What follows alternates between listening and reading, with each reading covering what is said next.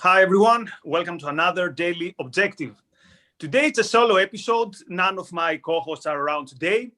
So I'm going to do a film recommendation. And it's not a recommendation in the way that you've probably haven't watched the film and you need to watch it because it's a film most people have actually watched. But it's a recommendation to watch it under a different prism. And the film I'm talking about is the film La La Land, which was released in 2016, and it won many awards. So this film, in a way, can fall victim to how good it is. So you watch it in the first time, and you are overwhelmed, let's say, by the music or by the very beautiful picture.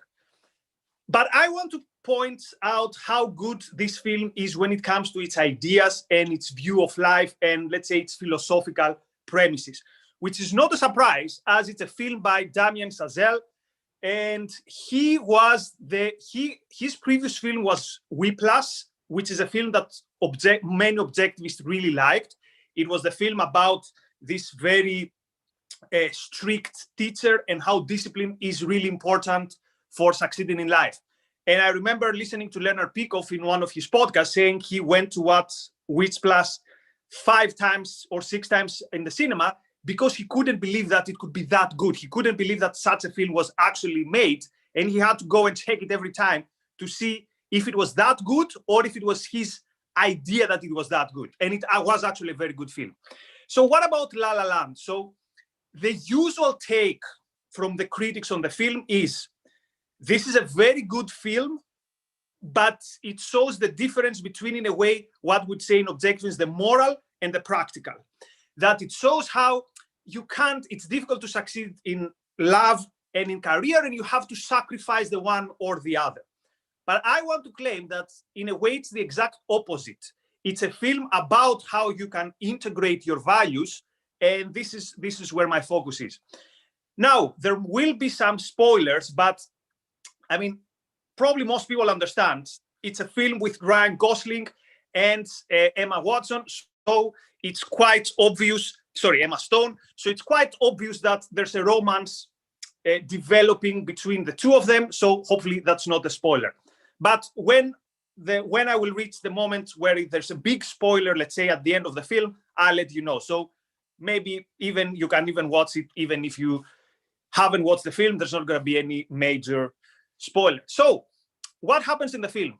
When we're first introduced to Mia, which is Emma Stone, and Sebastian, Ryan Gosling, they are, from the beginning of the film, it's very obvious that they live for their passions. They're very passionate about their values. She wants to be an actress, but she's not there yet. And he wants to make traditional, let's say, jazz great again. He wants to show people that jazz is not dead. So when we first see them, she's in her car and she's rehearsing, and he's in his car and he's constantly rewinding a tape because he wants to get a note from the song he's listening. But they both have a problem. And the problem is that it's as if the world around them does not appreciate their values and their struggle. And this could be either a world being hostile. For example, when Mia goes to auditions, she sees these blank faces, these people who couldn't care less. They're playing with their phones, they're eating a sandwich, she's being interrupted. So she takes this very, very seriously, but it's as if other people are not taking it seriously. And for Sebastian, this is people disregarding the value of jazz. So his favorite jazz club has now become a tacos and samba place, so something like a fast food kind of easygoing restaurant. And he's obsessed with that. He's having his cafe opposite and he's staring at it, and he's almost like a stalker, as his sister tells him. And he works in a restaurant where the manager is the guy who has the role of the teacher in Whiplash, and although he plays for 3 minutes, he's brilliant. And Sebastian also there cannot be appreciated. So he has to play silly songs, simple songs. By the way, there's a way you could say La La Land is a bit of a Christmas film because the first scene takes place during Christmas. So he wants to play his jazz, but the manager tells him, no, you'll play the tunes I'm telling you to play. And the faces around him are blank. And even his face is unimpressed when he's playing his jazz. And this is when he meets her. So at some point, he can't anymore play these what he considers silly songs. And he transitions to one of his songs, and his face immediately changes. And now he's really into it. And Mia, who was in a party where it wasn't anything interesting and it wasn't what she expected, so she listens to the music, she enters the club. And this reminds us the scene of The Fountainhead where Dominic meets Rourke. So they see each other from far away. And within a few seconds, she's really drawn to him because she sees him playing the piano and he's so passionate about it. It's as if the light only falls to him. And they have this moment where it's almost as if it's only the two of them because she managed to see what is valuable to him. And quite often, either in the Selfish Lovers or on the discussion we had about love with Ellen Kenner, it's this issue of visibility, that part of a romantic relationship or a romantic love being successful is someone seeing in you the values that you hold. And this is what happens with Mia and Sebastian on that first scene at the club. But immediately Sebastian is fired because, again, he goes out of the playlist and his boss is not impressed with his passion for jazz. So he's really angry and he passes through her and he doesn't see her. So nothing happens there. So the world around them, as I said, does not share their values, but also people who do care about them, they consider them as idealists. So again, we have this supposed dichotomy between the practical and the ideal. So the friends of me are telling her, look, let's go to a party. You can meet people there. By meeting people, you can raise in the profession. And Sebastian's sister is trying to tell him, look, you live like a hermit. You live in the past. You are poor. You need to do something with your life. And she gives him the telephone number of a girl. And Sebastian's first question is he into jazz? And his sister says, no. And they're like, what are we going to talk about then? And then his sister says, oh, you need to stop being too romantic. And then Sebastian says one of the most beautiful lines in the film. He says, why do you say the word romantic as if it's a bad thing or something like that?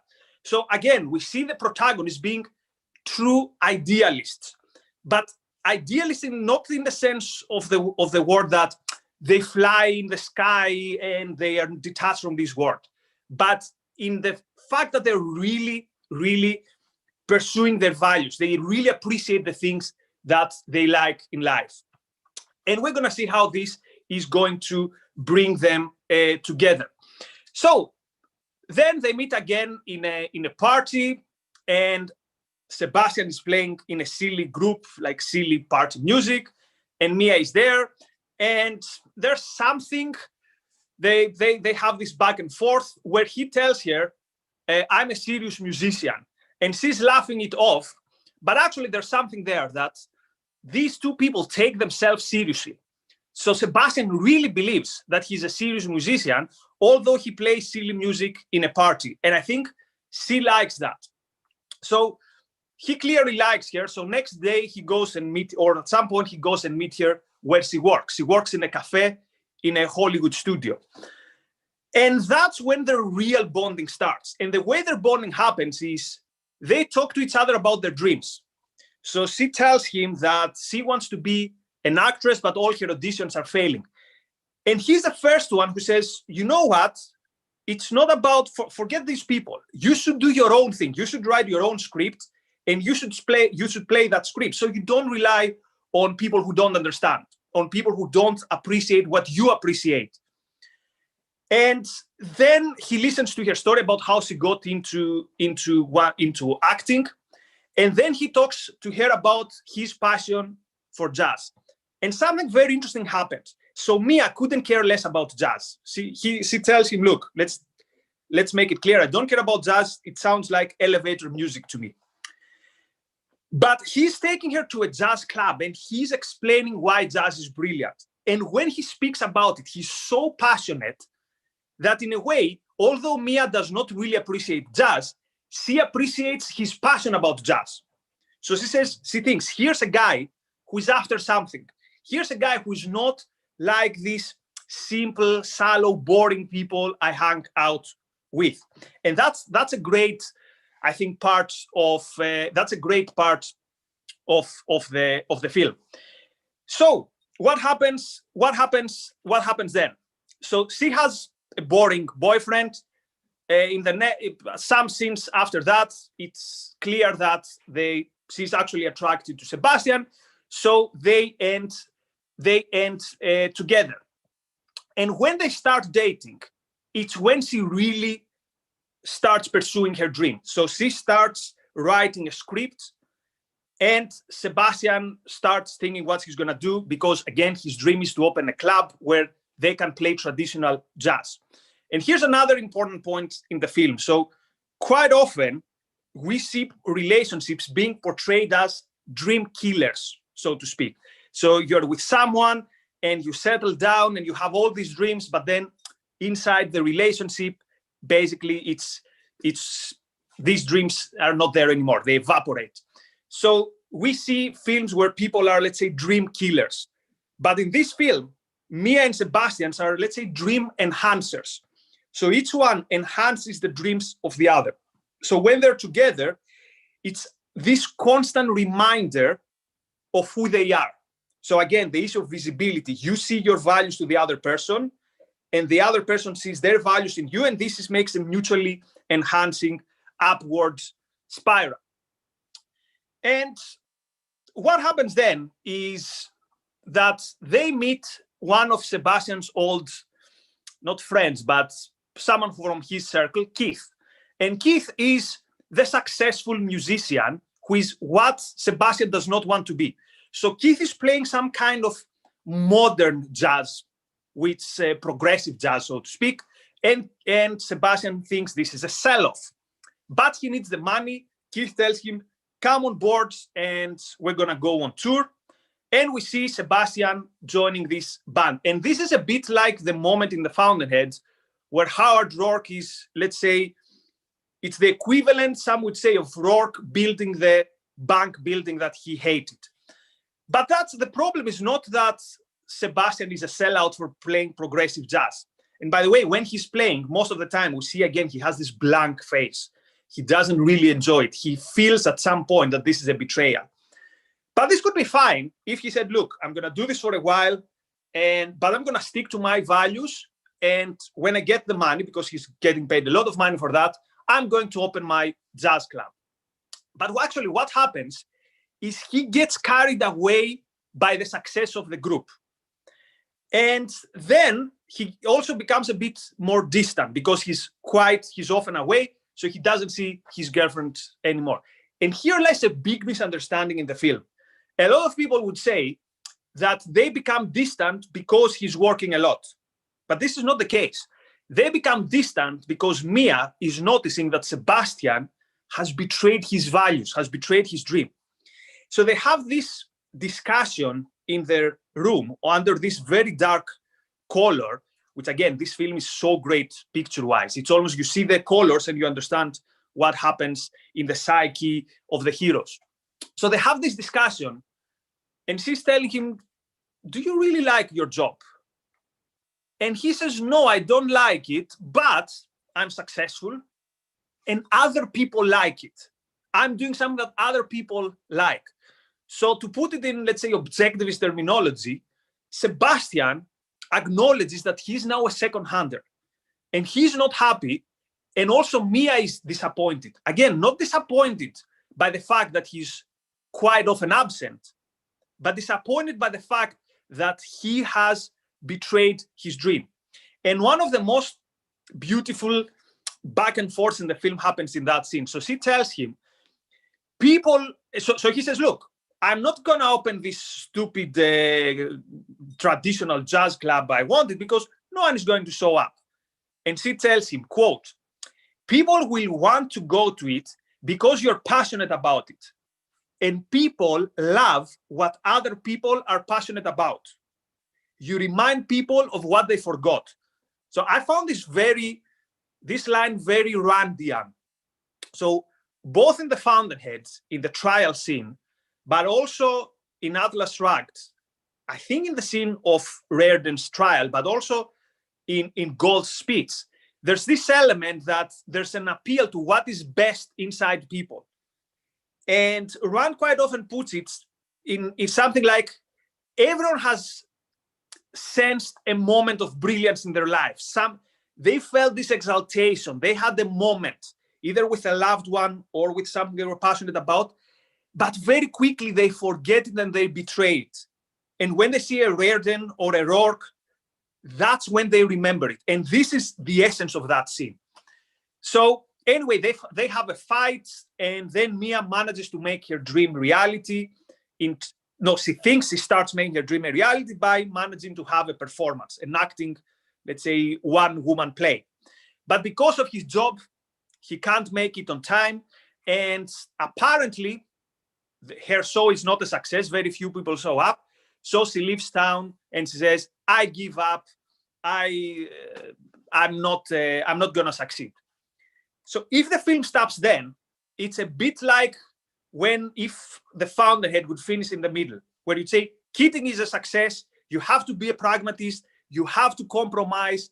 See, Sebastian compromised, and now he's rich and successful, whereas Mia did not compromise, but gave up because chasing ideals is impossible. But the film does not end there. So then we see that someone was in that very small audience of Mia's performance, so they want her for a casting, for a role in a film. So Sebastian goes and finds her, which is again, a very beautiful scene. The way he remembers something she told him months, if not years ago, and that's how he goes and finds her in her hometown. And again, he's the one to remind her that you need to chase your dreams. Don't care what people say. Make sure that you do what you want and make sure that it's good. So he's this alarm bell in her mind. So he persuades her, and that's when success knocks on their door, on her door. And this is also the last time that we see them in the film being a couple. So as they're waiting outside of the casting, outside of they wait the results of her audition, she asks him, where are we? And he says, look, if you get this job, you have to give it all. You have to, this film will be shot in Paris. You have to go there, and I have to chase my own dream. Then we have a flash forward 5 years later. And this is the time where there's a big spoiler. So if you haven't watched the film, maybe this is a good time to pause, watch the film, and come back later.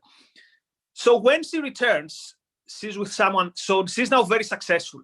So she's going to the cafe where she used to work. And when she returns home, we see that she's with someone else. So indeed, apparently she went to Paris alone and she met someone else. And now she has a happy family. And then one night she goes out with her husband and they bump into a bar, which turns out it's the bar that was Sebastian's big dream. So he didn't have his bar when he wanted to, and with the name that he wanted, but he has a bar where he could play whenever he wanted jazz, and they could play whatever they want. And it's very, very successful. And then we have a scene which is so beautiful that I won't comment on it because there's no way I can shed any light which is going to be better than it is. We have this beautiful what if flashback. And then we have the final moment where they stare at each other, which in my view, it's one of the best Hollywood endings. I would even compare it to Casablanca. It's that good. And here's the usual takeaway again at this point. The takeaway is, you see, it was either the practical or the moral. They would either be successful or their relationship would survive. It couldn't be both. Maybe in an ideal world it could be. That's why Mia is having a flashback, but reality is what it is. What can you do? You have to do sacrifices. And that's why, for example, in a review, I think in The Guardian, but I'm not sure, someone said this is a very, quote, neoliberal film, that this is about, you know, selfish individualism and not sacrificing for your partner.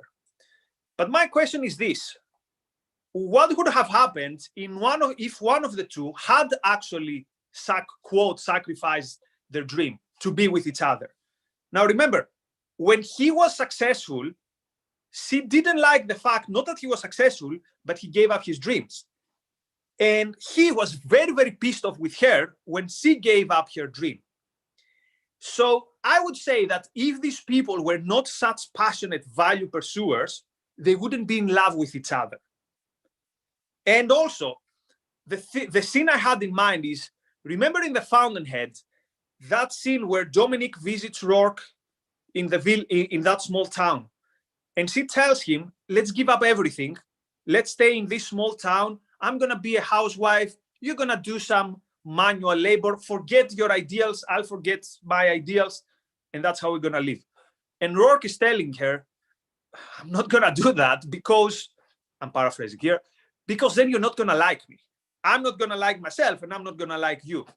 So that's the brilliant element in La La Land, that their relationship is so tied to their values. And to those who say, yeah, but it's not a happy end. Yeah, it's not a happy end, romance-wise.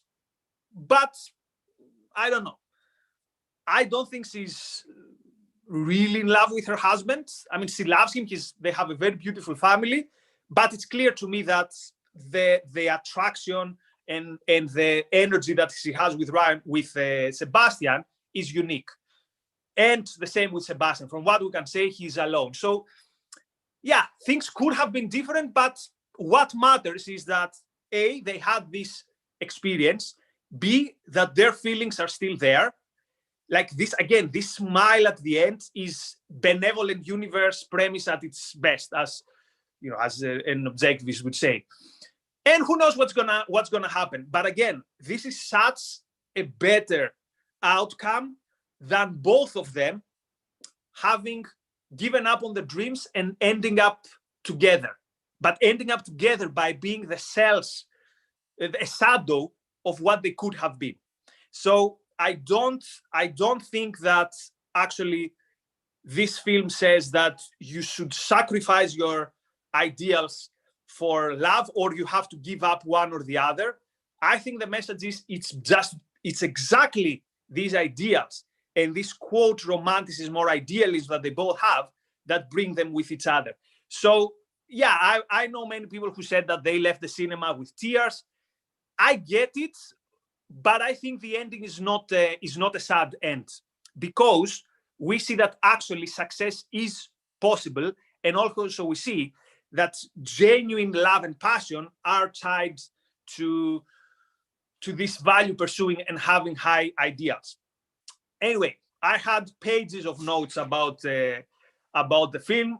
I'm sure I've forgotten many important parts and many important scenes, but anyway, again, it's a film that it makes better sense after you watch it the first time. So you can watch it once, you're captured by how good a film it is, but then you need to watch it again to get the ideas. It's a bit in a way, the mirror image of Joker. Joker is such a great film cinematically that you can oversee and you can omit how horrible its philosophical premises are. Whereas with La La Land, again, it's so good cinematically and so good in terms of how good Emma Stone and Ryan Gosling is, that it's very easy to miss how good the philosophical messages. Anyway, so that was my film recommendation. We are in most countries in lockdown.